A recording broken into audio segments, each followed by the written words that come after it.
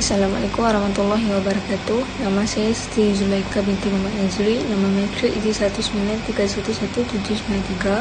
Hari ini saya ingin membentangkan tentang tajuk Iqtida' an-Nas. Tajuk Iqtida' an-Nas ni terbahagi kepada 3 bahagian, iaitu maksud, contoh serta dalil. Definisi Iqtida' an-Nas merupakan makna lafaz yang berasaskan perkara yang didiami, iaitu tidak disebut, dan ia memerlukan tetapan perkhususan dari segi syarak dalam menetapkan makna itu. Sebagai contoh, Ramli telah menjelaskan bahawa Iqtida' an-Nas adalah petunjuk lafaz nas kepada sesuatu yang tidak disebutkan, dan petunjuk ini akan dapat difahami jika ada yang tidak disebut bahawa ia harus diberi tambahan lafaz sebagai penjelasannya. Assalamualaikum warahmatullahi wabarakatuh. Nama saya Ruqayyah binti Barahim, nombor matrik D19312032. Seterusnya saya akan membincangkan contoh-contoh Iqtida' an-Nas. Yang pertama, diharamkan kepada kamu makan bangkai binatang yang tidak disembelih dan darah keluar mengalir, daging babi termasuk semuanya, dan binatang yang disembelih karena yang lain daripada Allah Subhanahu wa taala. Maksudnya di sini diharamkan kepada kamu makan bangkai binatang yang tidak disembelih. Kalau kita mau makan binatang tu kita kena sembelih lah.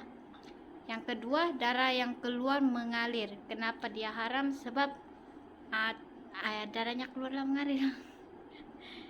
Yang ketiga, daging babi. Seperti yang kita tahu, babi ni hukumnya haram kalau dimakankan.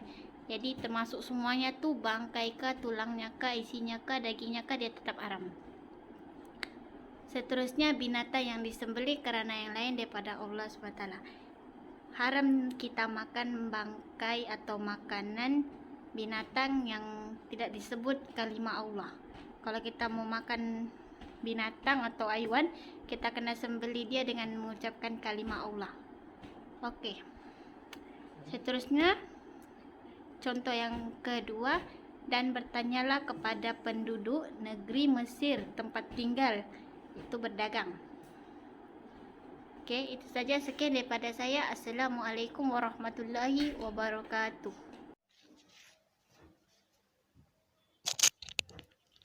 Bismillahirrahmanirrahim. Assalamualaikum warahmatullahi wabarakatuh.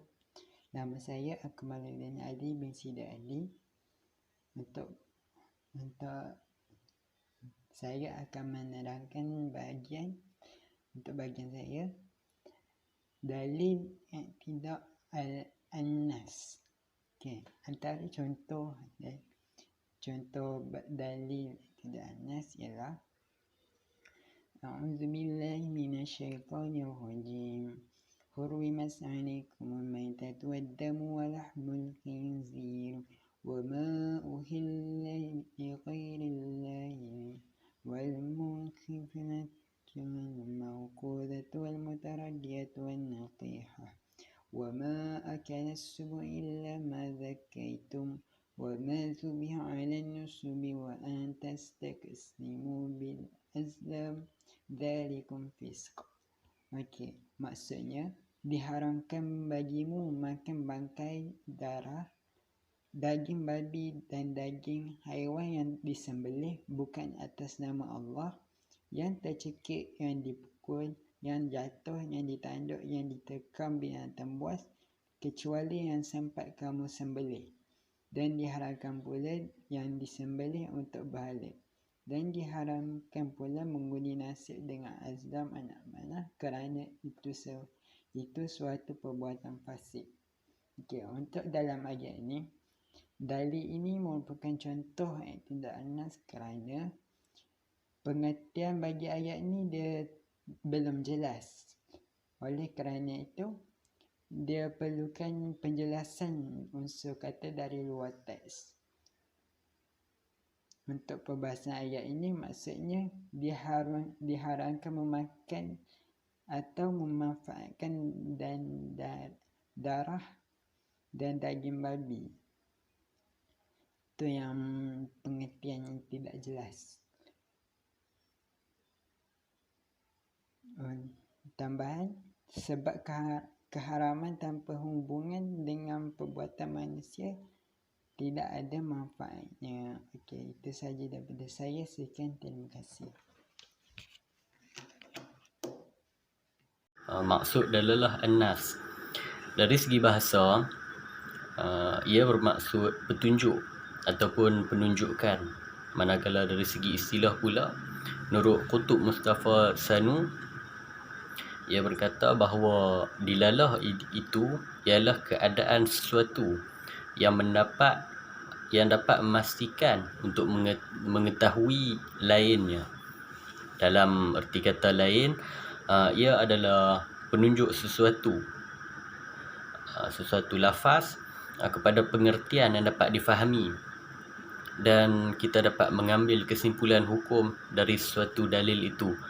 Maksudnya dalil itu jelas tentang hukumnya. Assalamualaikum warahmatullahi wabarakatuh. Nama saya Khalimatun Nur Syahidah binti Mak Zalifah, bernombor matrik J19312195. Mari pula kita masuk kepada dilalah nas. Makna yang difahami melalui illah dari lafaz hukum. Contoh-contohnya, sesungguhnya orang-orang yang memakan harta anak-anak yatim secara zalim, sebenarnya mereka itu hanyalah menelan api ke dalam perut mereka, dan mereka pula akan masuk ke dalam api neraka yang menyala-nyala. Surah Al-Nisa ayat 10. Ibarat nasnya ialah haram memakan harta anak yatim secara zalim.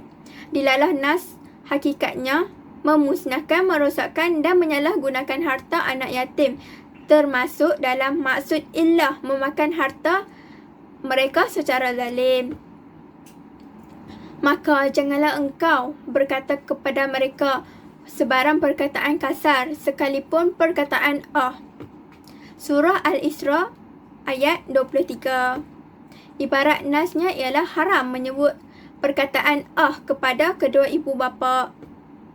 Dilalah nas pula ialah termasuk dalam perkara-perkara yang menyakiti perasaan ibu bapa. Pengharaman ini meliputi semua yang menyakiti ibu bapa dari segi mental dan fizikal. Sekian, terima kasih.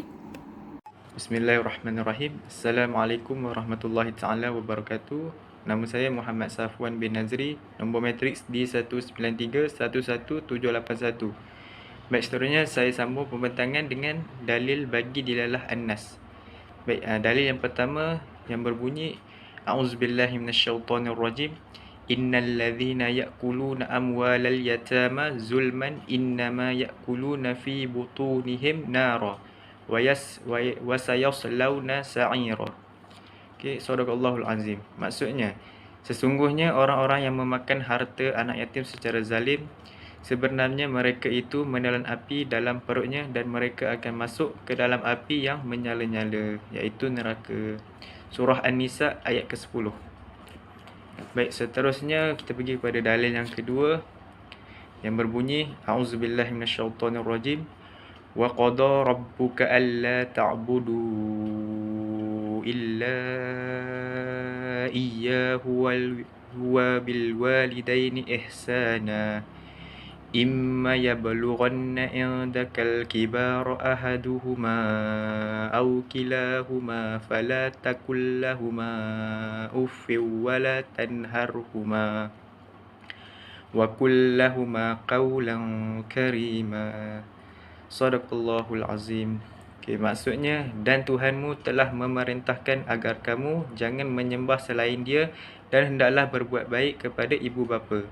Jika salah seorang di antara keduanya sampai berusia lanjut dalam pemeliharaanmu, maka sekali-kali janganlah engkau mengatakan kepada keduanya perkataan dan janganlah engkau membentak kedua-duanya, dan ucapkanlah kepada kedua-duanya perkataan yang baik.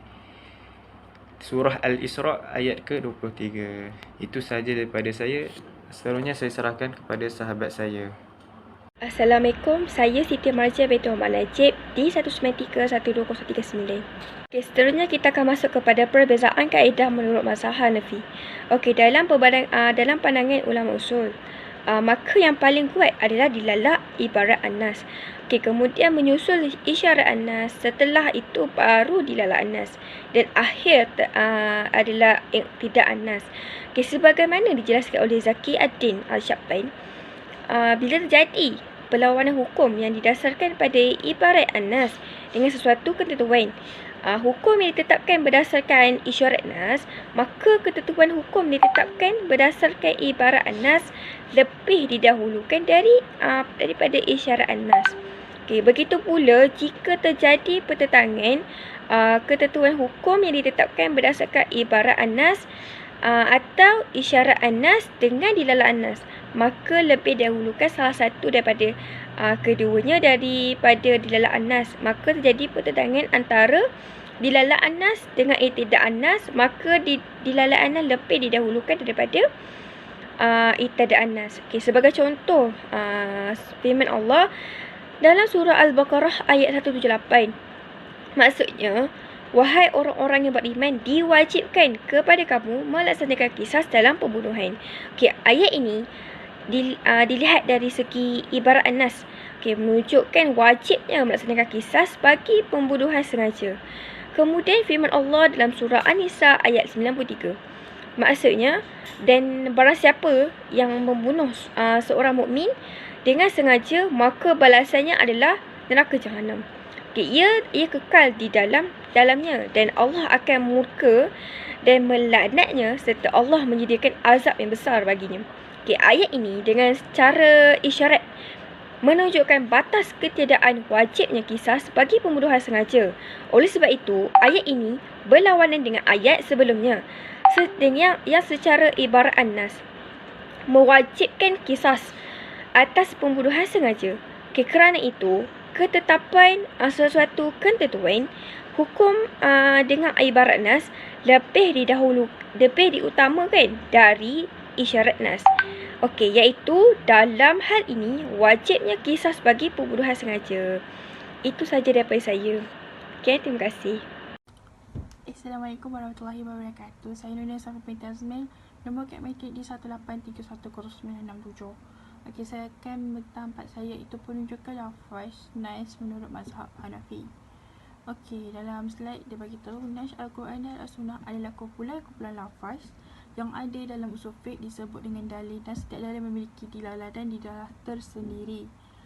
Pada dasarnya, yang disebutkan dengan dalil dan dalil hukum itu ialah segala sesuatu yang dapat dijadikan alasan atau pijakan dalam usaha menemukan dan menetapkan hukum syarak atas dasar pertimbangan yang benar dan tepat. Okey, kat sini kita ada 4 jenis, iaitu ibarah, isyarah, dilalah dan iqtidah. Okey, saya akan terangkan untuk setiap satu Al-Nas yang ada ni. Okey, untuk yang pertama adalah ibarah. Okey, bagi ibarah, maksud dia adalah penunjukan lafaz atau makna yang diinginkan, iaitu sesuatu makna yang langsung kita terus faham. Okey, untuk ibarah iaitu sesuatu penunjukan lafaz yang kita sebenarnya kita boleh, kalau kita baca kita boleh faham apa itu maksud dia. Okey, maksud untuk ayat Al-Quran yang kita baca tu. Okey, yang kedua adalah kita ada isyarah An-Nas. Okey, isyarah An-Nas ialah penunjukan lafaz atas sesuatu ketentuan hukum yang tidak disebut langsung oleh lafaz Nas, tetapi merupakan kelaziman bagi arti yang diungkapkan untuk itu. Itu adalah maksud isyarah. Yang ketiga, kita ada maksud untuk dilalah Al-Nas. Dilalah Al-Nas ialah penunjuk lafaz atas sesuatu ketetapan hukum yang disebutkan Nas berlaku pula atas sesuatu yang tidak disebut. Okay, itu adalah maksud untuk dilalah. Dan last sekali kita ada maksud iqtidah Al-Nas. Iqtidah Al-Nas ni adalah penunjukan lafaz terhadap segala perkara makna dan tidak dapat berdiri sendiri kecuali dengan mentakdirkan lafaz yang lain.